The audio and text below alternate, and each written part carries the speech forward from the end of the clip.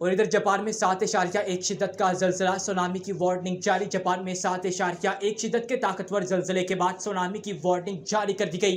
गैर मुल्की खबर रिसा इदारे के मुताबिक जापान के जनूब मगरबी हिस्से में 7.1 शिद्दत का जलजला रिकॉर्ड किया गया, जिसके बाद सुनामी की वार्निंग जारी की गई। मुकामी मीडिया की जानिब से पहले जलजले की शिद्दत 6.9 बताई गई थी, ताहम बाद जलजिले की शिदत 7.1 बताई गई। हुकाम की जानिब से क्यूशो और शिकोको के मगरबी जजायर 1 मीटर तक बुलंद लहरों की वार्निंग जारी की गई है, जबकि जापानी मीडिया का बताना है कि सुनामी की वार्निंग का दायरा कार कागोशीमा और इहाम तक बढ़ा दिया गया।